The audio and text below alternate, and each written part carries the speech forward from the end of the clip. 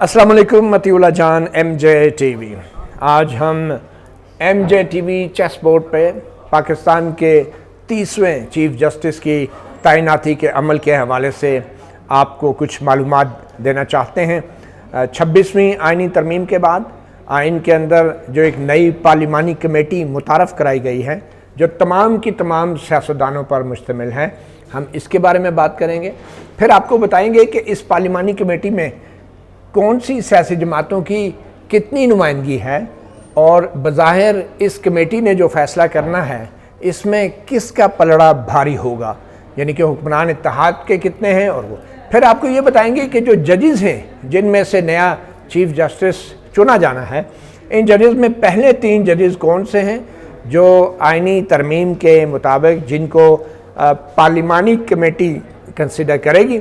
इन जजेस की जो है आइनी तरमीम से पहले जो रिटायरमेंट की एज है, यानी जो 65 साल है, जो अभी भी 65 साल है, वो क्या थी, उनकी तारीखें क्या थी। और अगर इन 3 में से या अगले किसी जज को में से किसी को चीफ जस्टिस बनाया गया तो क्या उनकी जो पुरानी रिटायरमेंट की एज है उसमें इजाफा होगा या कमी होगी, ये भी आपको बताएंगे। तो ये बड़ी दिलचस्प सूरत हाल है और ये तस्वीरों के साथ, तारीख़ों के साथ, नाम के साथ, नामों के साथ समझना बहुत ज़रूरी है। सबसे पहले आपको बताते हैं कि जो 26वीं यानी तरमीम है उसके मुताबिक नया चीफ जस्टिस लगना कैसे है, क्योंकि अब वक्त कम है, मुकाबला सख्त है। 25 अक्टूबर को काजी फ़ाइज़ ईसा अल्हम्दुलिल्लाह रिटायर हो रहे हैं और उसके बाद 26 अक्टूबर को नए चीफ जस्टिस ने अपना ओहदा संभालना है। दिन थोड़े हैं, तो सबसे पहले जो 26वीं आइनी तरमीम है इसके मुताबिक पार्लिमानी कमेटी जो 12 अफराद पे मुश्तमिल है, और ये सिर्फ कोई अफराद नहीं, ये बाकायदा सियासतदान हैं, और इन 12 में से 8 की अक्सरियत से नए चीफ जस्टिस का इंतखाब होना है। और वो जो 8 की अक्सरियत है वो किसकी है, पहले हम उसकी बात करते हैं। ये जो पार्लिमानी पार्टी है इसमें मुस्लिम लीग नून के 4 हैं, पीपल्स पार्टी के 3 हैं, MQM का 1 है, और ये हो गया हुक्मरान इत्तेहाद।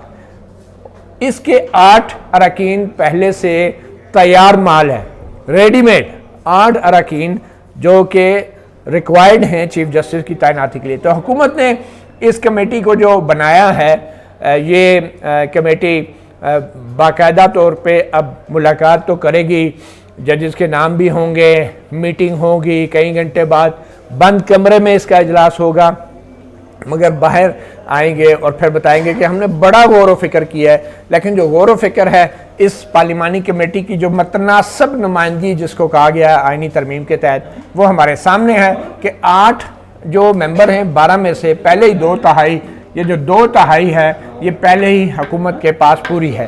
तो अब जो फैसला करना है वो शेर ने करना है। तो ये जो दूसरे अरकान हैं ये कुल 4 हैं, और इनमें सुन्नी ताब कौंसिल को 2 सीटें दी गई हैं, जमीयत उलमा इस्लाम फजलुर रहमान ग्रुप को 1 सीट दी गई है, PTI को 1 सीट दी गई है। तो कुल 4 बंदे हैं, यानी कि 4 बंदे मिलकर एक चीफ जस्टिस नहीं लगा सकते। इसमें देखने की बात यह भी है कि जो मतरासब नुमाइंदगी की बात की गई थी उसमें आइनी तरमीम में कहा गया कि तमाम पार्लिमानी पार्टियों की, तो ये जो कमेटी बनी है और ये जो तादाद है, इससे लगता है कि अभी तक PTI को जो मुकम्मल 80 के करीब सीटें मिलनी थी वो भी इस कमेटी में बतौर PTI उनको तस्लीम नहीं किया गया, और उनकी सिर्फ 40 सीटें तस्लीम की गई हैं, जिसकी फहरिस्त जो है इलेक्शन कमीशन जारी कर चुका था। और जो 12 जुलाई का मखसूस नशस्तों का फैसला है उसके मुताबिक 80 सीटें जो हैं PTI की अभी भी तस्लीम नहीं की गई और उस पर अमल नहीं हुआ। इसीलिए सुन्नी इत्तेहाद कौंसिल को भी बाकायदा सियासी जमात अभी भी पार्लियामेंट में तस्लीम करते हुए उनको शामिल किया गया और उनको 2 सीटें दी गई हैं, और PTI को सिर्फ 1 सीट दी गई है, जमीयत उलमा इस्लाम को 1 सीट दी गई है। तो ये अपोजिशन की जमातें, बज़ाहिर अपोजिशन की, क्योंकि अब तो मौलाना भी माशाल्लाह से उन्होंने भरपूर साथ दिया, तो अपोजिशन की जो जमातें हैं इनके पास इस 12 रुकनी पार्लिमानी कमेटी में जो है वो सिर्फ 4 सीटें हैं। तो ये तो तय है कि फैसला शेर का होगा। दूसरी बात यह कि इस पार्लिमानी कमेटी में जो सियासतदानों पर मुश्तमिल है, ये लोग हैं कौन? एक तो सियासतदान है ना, मगर दूसरे इनमें बड़ी तादाद में वकील भी हैं। मैं आपको बताता हूँ, ख्वाजा आसिफ ये वकील तो नहीं है लेकिन वज़ीर दिफा हैं। अब वज़ीर दिफा का क्या काम है कि वो चीफ जस्टिस का इंतखाब करे, मगर हो सकता है उनकी वजारत दिफा का कोई काम हो सकता है उनके वजारत दिफा के जो मातहत महकमे हैं जिनको हम इस्टेब्लिशमेंट कहते हैं उनकी दिलचस्पी हो, तो इसलिए वज़ीर दिफा को तो सबसे ऊपर रखा गया है। और लगता ये है कि ये जो पार्लिमानी कमेटी है, जो नोटिफिकेशन जारी हुआ है, उसमें इस 12 रुकनी पार्लिमानी कमेटी की जो सदारत है, जो सरबराही है, जो क़ियादत है, जो सपा सलारी है, वो वजारत दिफा के पास है। और वो ख्वाजा आसिफ के पास हो ना हो, वजारत दिफा के पास ज़रूर है। और हम सब ये देख रहे हैं कि जिस तरीके से 26वीं यानी तरमीम पास हुई है, तो उसका क्रेडिट भी फैसल वाडा ने बाप को दिया, बिलावल भुट्टो ने भी बाप को दिया। और ये बाप ऐसा है कि जिसका नाम लेते हुए भी शायद हमारे सियासतदान उनको शर्मिंदगी होती है। बट एनीवे, ये जो पार्लिमानी कमेटी है इसमें सरबराही जो है वो वजारत दिफा के पास है। दूसरे हैं जनाब एहसन इकबाल, जो कि एक प्रोफेसर हैं, जैसा कि अभी मैं भी शायद आपको प्रोफेसर लग रहा हूँगा, मगर एहसन इकबाल साहब भी बाकायदा सियासतदान हैं और इन्हीं जजों के सामने बतौर नैब के मुल्ज़म पेश होते रहे, ख्वाजा आसिफ भी पेश होते रहे। और फिर शाइस्ता परवेज़ मलिक, ये भी पॉलिटिशियन हैं। राजा परवेज़ अशरफ, ये वो वज़ीर आज़म थे जो सुप्रीम कोर्ट के जिसको कहते हैं पंजाबी में टा चढ़े रहे हैं, ख़ास तौर पे स्विस बैंक अकाउंट केस में भी, मगर इन्होंने जो है वो सुप्रीम कोर्ट के फैसले पे अमल नहीं किया। और इनके जो पेशरो थे यूसुफ रज़ा गिलानी, इनको महज इस वजह से सुप्रीम कोर्ट ने नाअहल करार दे दिया था कि उन्होंने वो ख़त नहीं लिखा था स्विस हुकाम को सदर आसिफ अली जरदारी के ख़िलाफ़ तहकीकात के लिए। और फिर सियासतदान आ गए जी, सैयद नवीद कमर ये पाकिस्तान पीपल्स पार्टी के हैं। राना अंसार, ये भी पॉलिटिशियन है। अब आते हैं जनाब वकला हजरात, बैरिस्टर गौहर अली खान, हामिद रजा सुन्नी इत्तेहाद कौंसिल, गौहर अली खान PTI से, सेनेटर फारूक H नायक। अच्छा, फारूक H नायक की पोजीशन बड़ी दिलचस्प है। फारूक H नायक पाकिस्तान के 2 लाख से जायद जो बार कौंसिल के मेम्बरान हैं, लाइसेंस होल्डर वकला हैं, उनके नुमाइंदे भी हैं। ख़ुद को कहते हैं कि मैं मुंतखब लीडर हूँ, वाइस चेयरमैन हूँ पाकिस्तान बार कौंसिल का। मगर हाल ही में जो मुज़ाकराती टीम जो है जो बल्कि जो इस कमेटी में बंदे नामजद किए गए हैं, उसमें ये पीपल पार्टी की नुमाइंदगी कर रहे हैं सेनेटर फारूक नायक। ये कोई वकला की या बार कौंसिल की नुमाइंदगी नहीं कर रहे हैं। तो उन्होंने 2 टोपियाँ पहनी हुई थी, बल्कि 2 लाख से ज़ायद वकला के बिहार पे वाइस चेयरमैन बने हुए थे और उधर से आसिफ अली जरदारी से हदायत भी लेते रहे हैं पीपल पार्टी की और उनके मफादात की तहफ़्फ़ुज़ भी करते रहे हैं। बहरहाल ये एक अलग सवाल है वकला बरादरी के लिए, जिसका जवाब तो खुद वकीलों को देना चाहिए कि ऐसे शख्स को उन्होंने वाइस चेयरमैन बनाया है जो अपने आप को वकला से ज़्यादा सदर आसिफ अली जरदारी या पीपल पार्टी को या एक सियासी जमात को जो है वो जवाबदेह समझता है। फिर है सेनेटर आज़म नज़ीर तारड़, ये वो मौसूफ़ हैं कि जिन्होंने बतौर वज़ीर कानून 26वीं यानी तरमीम मंजूर करवाई और ये सारा सिस्टम मुतारफ़ कराया नए चीफ जस्टिस की तैनाती के लिए ये पार्लिमानी कमेटी बनाई। सेनेटर अली ज़फ़र, बैरिस्टर अली ज़फ़र, ये PTI की तरफ से ये भी वकील हैं। कामरान मुर्तज़ा, ये भी वकील हैं। तो बहरहाल जी, ये वो वकला हैं जिन्होंने उसी चीफ जस्टिस के सामने पेश होना है जिस चीफ जस्टिस के का इंतखाब वो इस फहरिस्त में से करेंगे, पहले 3 चीफ जस्टिस की फहरिस्त से। तो ये वो पार्लिमानी कमेटी के अरकान हैं जिनके बारे में हमने थोड़ा सा आपको एक्सप्लेन किया है। अब 26वीं आईनी तरमीम के तहत ये पार्लिमानी कमेटी करेगी क्या? 26वीं आईनी तरमीम में एक चीज़ वाज़ेह की गई है कि ये जो 12 रुकनी पार्लिमानी कमेटी है, ये 2/3 की अक्सरियत से ये 12 रुकनी पार्लिमानी कमेटी पहले 3 जो सीनियरिटी में जजेस आते हैं, ये जो पुरानी वाली सुप्रीम कोर्ट के सीनियरिटी थी उसमें सबसे ऊपर जस्टिस मंसूर अली शाह हैं, फिर जस्टिस मुनीब अख्तर हैं, जस्टिस याहिया अफरीदी हैं। इन 3 के नाम पे गौर करेगी ये 12 रुकनी पार्लिमानी कमेटी और इन 3 में से किसी एक का नाम देगी। और फिर आइन में यह भी कहा गया है कि अगर इन तीनों में से जिसका नाम पार्लिमानी कमेटी प्रपोज करेगी, अगर उस शख्स ने इनकार कर दिया तो फिर एक ने इनकार किया, मिसाल के तौर पे जैसा कि इतलात हैं कि हुकूमत शायद चाह रही है कि जस्टिस याहिया अफरीदी को जो है वो चीफ जस्टिस बनाया जाए और पार्लिमानी कमेटी में ज़ाहिर बात है मैं बता चुका हूँ हुकूमत की 2/3 अक्सरियत मौजूद है, 8 बंदे हैं। तो अगर वो याहिया अफरीदी को अपॉइंट करने की बात करते हैं तो याहिया अफरीदी के पास क्या चॉइस है? या तो वो चीफ जस्टिस बन जाए या वो कहेंगे मैं नहीं बनता। उसकी मुख्तलिफ वजूहात हो सकती हैं। एक वजह तो ये हो सकती है कि याहिया अफरीदी भी एक बड़े बासूल आदमी है और बड़े सख्त पोजीशन भी लेते रहे हैं माजी में भी। वो ये कहें कि जनाब सीनियर तरीन जज जस्टिस मंसूर अली शाह हैं, अब आपने पैनल बना ही दिया है तो उस पर एतराज़ात तो अपनी जगह कि जिस तरीके से 2 ताई अक्सरियत के जरिए आईनी तरमीम पास करवाई गई है, लेकिन इसके बावजूद भी उस पैनल में भी अगर सीनियर तरीन जज जो हैं वो जस्टिस मंसूर अली शाह हैं, तो मैं क्यों चीफ जस्टिस बनूँ।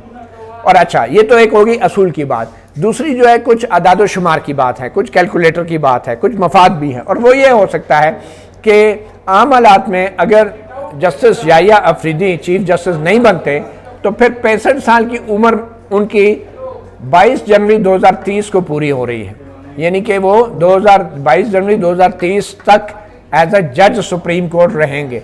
मगर अगर उन्होंने चीफ जस्टिस का ये ओहदा कबूल कर लिया, पार्लिमानी कमेटी की तरफ से पेश किया गया, तो फिर वो 3 साल तक चीफ जस्टिस रह सकते हैं। ये 26वीं आईनी तरमीम में लिखा गया है कि जो भी चीफ जस्टिस बनेगा 3 साल के लिए बनेगा, चाहे बेशक अभी उसकी उम्र 65 साल ना हुई हो। तो इसका मतलब यह है कि अगर जस्टिस याहिया अफरीदी कबूल कर लेते हैं तो फिर वो 26 अक्टूबर 2027 में सुप्रीम कोर्ट से फारिग हो जाएंगे, गो के वो बतौर चीफ जस्टिस रिटायर होंगे अगर ये कबूल कर लिया, और तारीख में उनका नाम होगा और कमरा अदालत नंबर 1 में एक बड़ी सी तस्वीर भी लगेगी जैसे कि दूसरे चीफ जस्टिस साहिबान की लगी है। तो होगा क्या, इसका मतलब यह है कि या तो जस्टिस याहिया अफरीदी 6 साल तक जज रहे सुप्रीम कोर्ट के, या सिर्फ 3 साल तक चीफ जस्टिस रह के अल्लाह हाफिज करके घर चले जाए। तो ये बड़ी डिफ़िकल्ट चॉइस है सुप्रीम कोर्ट के एक जज के पास। मुझे नहीं मालूम डिफ़िकल्ट है या नहीं, लेकिन बज़ाहिर ये बड़ी ही डिफ़िकल्ट चॉइस है कि उन्होंने 6 साल तक जज रहना है सुप्रीम कोर्ट में, या फिर उन्होंने 3 साल तक चीफ जस्टिस रहना है। टेक इट लीव इट वाले बात होगी। तो अगर ये इनकार करते हैं इस वजह से, तो फिर होगा क्या।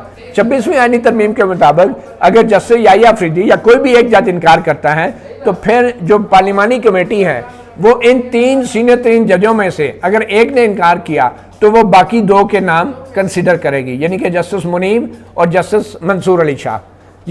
ये आइन में लिख दिया गया है। और अगर इन 2 में से कमेटी किसी एक का नाम तजवीज़ करती है और वो दूसरी बार भी वो शख्स भी इनकार करता है, तो फिर जो 3 जजों में से आखिरी बच जाता है उसको ऑफर नहीं दी जाएगी। फिर आ जाएगा मामला कि फिर इन तीनों जजेस के बाद जो सीनियर तरीन है डायरेक्ट उस एक आदमी के नाम को कंसिडर करके नॉमिनेट कर दिया जाएगा, और वो होंगे जस्टिस अमीनुद्दीन। अब जस्टिस अमीनुद्दीन अगर वो ये चीफ जस्टिस नहीं बनते तो वो 30 नवंबर 2025 को रिटायर हो रहे हैं। मगर अगर ये चीफ जस्टिस बन जाते हैं तो फिर भी 30 नवंबर 2025 को ही रिटायर होंगे। तो फ़ायदा क्या होगा इनको? फ़ायदा ये होगा कि ये बतौर चीफ जस्टिस रिटायर होंगे, क्योंकि अगर इन्होंने ये ऑफर ना मानी तो सिंपली 30 नवंबर 2025 को एक जज के तौर पे रिटायर हो जाएंगे। मगर अगर इन्होंने एक्सेप्ट कर ली तो ये बतौर चीफ जस्टिस रिटायर होंगे। अगर लेट्स से इन्होंने भी एक्सेप्ट नहीं की तो 26वीं आईनी तरमीम में कहा गया है कि फिर अगले चीफ जस्टिस अगले जज से पूछा जाएगा, यानी कि वापस नहीं जाया जाएगा। फिर अगर जस्टिस जमाल खान मंदोखेल, जाहिर बात है मुझे नहीं लगता कि इन दोनों में से जिस अमीनुद्दीन खान जो इनकार करेंगे या जस्टिस जमाल खान मंदोखेल इनकार करेंगे। तो बहरहाल इसी तरह अगर इन्होंने किया तो फिर डायरेक्ट इनको नॉमिनेट किया जाएगा, और इन्होंने इनकार किया तो फिर जस्टिस आयशा मलिक, मुझे नहीं लगता खैर कभी इनकी अब बारी आ सकेगी, क्योंकि जो मखसूस नशस्तों में जजों ने जिन्होंने फैसले दिए हैं डट के, तो उन्हीं की गुस्से में, नफ़रत में, दुश्मनी में ये 26वीं आईनी तरमीम आई है। तो मुश्किल ही है कि जस्टिस आयशा मलिक या फॉर दैट मैटर जस्टिस अतमुल्लाह, उनकी कभी अतमुल्लाह साहब ने तो वैसे भी नहीं आना था, लेकिन इस पैनल वाली खेल के अंदर अतमुल्लाह साहब को भी टेक्निकली शामिल किया जा सकता है चीफ जस्टिस की दौड़ में अगर ये सारे इनकार कर दें। तो बहरहाल ये बहुत एक दूर की बात है। अब मसला ये है कि जस्टिस याहिया अफरीदी अगर इनकार करते हैं तो वो इन 2 में से किसको हुकूमत जो है वो चाहेगी कि नॉमिनेट करे। अगर वो करते हैं जस्टिस मंसूर अली शाह को, तो जस्टिस मंसूर अली शाह पहले ही सीनियर तरीन है और सीनियरिटी के हवाले से भी और अहलियत के हवाले से भी। तो जस्टिस मंसूर अली शाह जो हैं वो उसको एक्सेप्ट भी कर सकते हैं, क्योंकि वो ये सोच के भी एक्सेप्ट करेंगे कि मैं तो सीनियरिटी की बेस पे कर रहा हूँ, और हुकूमत ये सोच के करेगी वो पैनल के ज़रिए हो रहे। तो बहरहाल इसलिए लगता नहीं है कि अगर हुकूमत ने फैसला कर लिया कि जस्टिस याहिया अफरीदी को चीफ जस्टिस बनाना है और इन्होंने अगर इनकार कर दिया, तो वो कभी नहीं चाहेंगे कि जस्टिस मंसूर अली शाह या जस्टिस मुनीब को वो चीफ जस्टिस बनाएं। वो चाहेंगे कि जस्टिस अमीनुद्दीन को चीफ जस्टिस बनाएं। इसके लिए उन्हें खेल खेलना पड़ेगा। वो खेल ये होगा कि जस्टिस याहिया अफरीदी के इनकार के बाद हुकूमत जस्टिस मंसूर अली शाह को पेशकश नहीं करेगी, क्योंकि उन्हें खदशा है कि वो एक्सेप्ट भी करेंगे और सब ये समझेंगे कि वो अपनी अहलियत और सीनियरिटी की वजह से अपॉइंट हुए। वो क्या करेगी, जस्टिस मुनीब को पेशकश करेगी। अब जस्टिस मुनीब जो हैं, क्या वो इसको तस्लीम कर लेंगे, एक्सेप्ट कर लेंगे? लगता नहीं है कि जस्टिस मुनीब एक्सेप्ट करेंगे, क्योंकि जस्टिस मुनीब एक तो असूल की बात है, बड़े रिजिड हैं, उनके बारे में एक इम्प्रेशन है, तासुर है कि वो इस ओहदे के लिए शायद कभी भी कंप्रोमाइज़ नहीं करेंगे। वो जस्टिस मंसूर से बहुत क्लोज हैं। अगर इन्होंने एक्सेप्ट किया तो जस्टिस मंसूर समझेंगे कि एक किस्म का मखसूस नशस्तों के फ़ैसले में जो ये दोनों ने इकट्ठे एक डट के एक फ़ैसला दिया था, तो ये जस्टिस मंसूर समझेंगे कि शायद जस्टिस मंसूर ने उनका साथ छोड़ दिया है, जस्टिस मुनीब ने उनका साथ छोड़ दिया है। अगर जस्टिस मंसूर एक्सेप्ट करते हैं तो शायद वो वाला तासुर नहीं होगा, क्योंकि वो सीनियर तरीन है, लेकिन लगता है कि जस्टिस मुनीब इनकार करेंगे। और यही वजह है कि हुकूमत जस्टिस मंसूर की बजाय जस्टिस मुनीब को पेशकश करेगी, और ये एक किस्म का टेस्ट केस होगा जस्टिस मुनीब के असूलों का, या वो मखसूस नशस्तों के अंदर जो उन्होंने स्टैंड लिया है।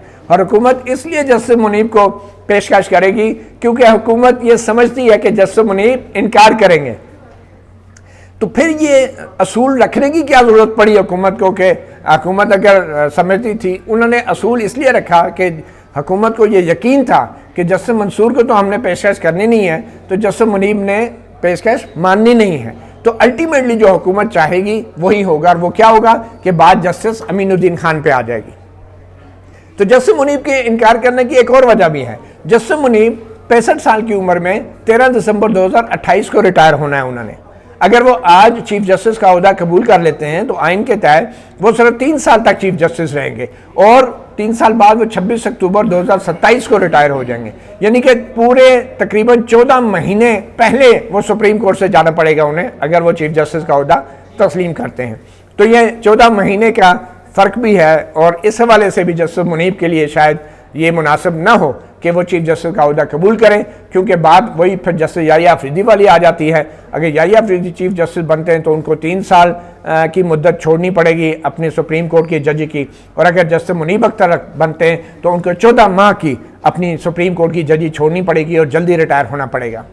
तो ये है कि हुकूमत ने जितना भी अभी ये खेल डाला है, उस हुकूमत की मर्जी है कि जस्टिस अमीनुद्दीन जो है वो चीफ जस्टिस के लिए उनको कहा जाए। और जस्टिस अमीनुद्दीन उनके तो बारे नहीं आ रहे हैं, वो तो वैसे ही 2025 में रिटायर हो रहे हैं, तो सिर्फ 1 साल के लिए जो है वो चीफ जस्टिस बनेंगे। और हुकूमत के लिए भी जो है ये सियासी तौर पे बड़ा ही एक बेहतर होगा कि 1 साल बाद हुकूमत मज़ीद जजों को दाना डालने के काबिल हो जाएगी। यानी कि 1 साल बाद जो भी हुकूमत होगी, बज़ाहिर अगर शहबाज शरीफ की होती है तो उसकी वो इस पोजीशन में होगी कि वो 1 साल बाद भी सुप्रीम कोर्ट को या चीफ जस्टिस के ओहदे को कंट्रोल करने की पोजीशन में हो।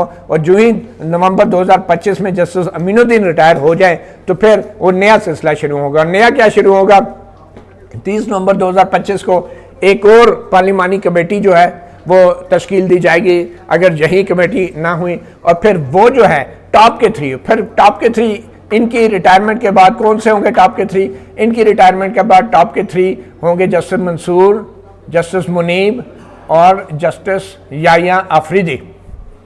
ये फिर भी टॉप के 3 यही होंगे। हुकूमत को फिर इनके पास आना पड़ेगा, और फिर हुकूमत जो है अगर 2025 नवंबर में इनके पास आती है तो लगता ही है कि उन्होंने फिर भी जस्टिस मंसूर अली शाह को ऑफ़र नहीं करनी, और हो सकता है कर दें, और जस्टिस मुनीब ने मानना नहीं है, और जस्टिस याहिया अफरीदी ने फिर भी नहीं माना, क्योंकि फिर भी अगर 2025 में चीफ जस्टिस बनते हैं तो इनको फिर भी तकरीबन 1.5 साल जो है अपनी जजी छोड़नी पड़ेगी, और 2028 में रिटायर होना पड़ेगा, यानी 2 साल छोड़ने पड़ेंगे। तो इसलिए इन तीनों ने फिर नहीं मानना। अगर इन तीनों ने फिर नहीं मानना तो फिर बात आ जाएगी जस्टिस जमाल खान मंदोखेल पे, और जस्टिस जमाल खान मंदोखेल एक बार फिर सिर्फ 1 साल के लिए चीफ जस्टिस होंगे। यानी कि वो 11 नवंबर 2026 को अगर 65 साल की उम्र में रिटायर हो रहे थे तो चीफ जस्टिस के लिए भी वो 11 नवंबर 2026 को बतौर चीफ जस्टिस रिटायर हो जाएंगे। तो ये भी सिर्फ 1 साल के लिए चीफ जस्टिस बनेंगे, और हुकूमत को एक बार फिर कारोबार करने का मौका मिलेगा,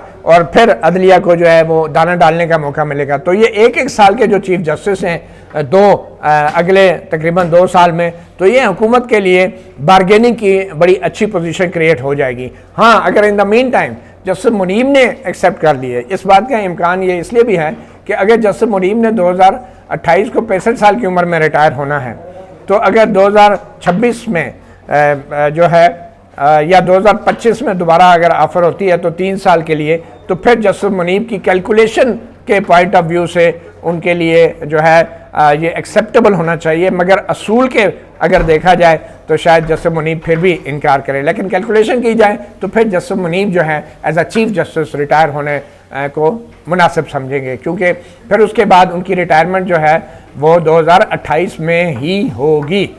क्योंकि बात तो ये है कि उस वक्त तक जस्टिस मुनीब के लिए भी सिर्फ 3 साल रह चुके होंगे, और वो 3 साल अगर बतौर चीफ जस्टिस बनते हैं तो ज़ाहिर बात है ये उनके लिए बड़ी अच्छी बात होगी। लेकिन बात वही है कि क्या तब जस्टिस मुनीब इस बात को तस्लीम करेंगे या नहीं। तो ये एक सिलसिला है जिसके ये जो कैलकुलेशंस हैं, ये पहले भी कैलकुलेशन होती थी, और पहले सीनियरिटी के बुनियाद पे होती थी कि आइन में लिखा हुआ है कि जी 65 साल में सुप्रीम कोर्ट का जज रिटायर हो जाएगा। तो नीचे हाई कोर्ट से कुछ लोग अपने, ये बात इसमें हकीकत है कि जजेस अपने रिश्तेदारों, भांजे, बच्चे, भतीजों को एक यंग एज में हाई कोर्ट में तैनात करवाते थे, और फिर ये जो मैनिपुलेशन हाई कोर्ट से शुरू हुई कि सीनियरिटी की बुनियाद पे नहीं बल्कि पैनल में से सिलेक्ट किया जाएगा, इसमें मजीद मैनिपुलेशन बढ़ गई हाई कोर्ट में, और यंगर लोगों को ऊपर लाने की कोशिश की गई, उनकी उम्र के हिसाब से कैलकुलेट किया गया। और आज सुप्रीम कोर्ट में ऐसे जजेस भी हैं जिनके बारे में कहा गया कि उनको लाहौर हाई कोर्ट से शायद सिर्फ इसी मकसद के लिए सुप्रीम कोर्ट में लाया गया था कि उन्होंने फ़लाँ तारीख को चीफ जस्टिस बनने के अहल हो जाना था पुराने सीनियरिटी के असूल के तहत। तो ये है सारी पॉलिटिक्स। और आज पार्लिमानी कमेटी का जो इजलास होगा, हुकूमत को वाज़ेह 2/3 अक्सरियत हासिल है, और उसमें लगता ये है कि हुकूमत की कोशिश होगी, और ये जाहिर ये करना चाह रही है कि हम तो 3 सीनियर तरीन जो जजेस हैं उनको हमने 2 बार कंसिडर किया, ये जजेस ही नहीं माने, तो इसलिए हमने जस्टिस अमीनुद्दीन खान के ऊपर हमारी नज़र करम आई है। लेकिन देखते अभी तो पहला इजलास है, उसमें इम्कान इस बात का है कि जस्टिस याहिया अफरीदी को नॉमिनेट करेंगे, या फिर एक वाइल्ड गैस ही है कि हुकूमत जो है क्योंकि अब चीफ जस्टिस के ओहदे को वैसे ही इतना कमज़ोर कर चुकी है कि अब उस पर जस्टिस मंसूर अली शाह हों या जस्टिस मुनीब हों या कोई भी हो, उन्हें फ़र्क नहीं पड़ता।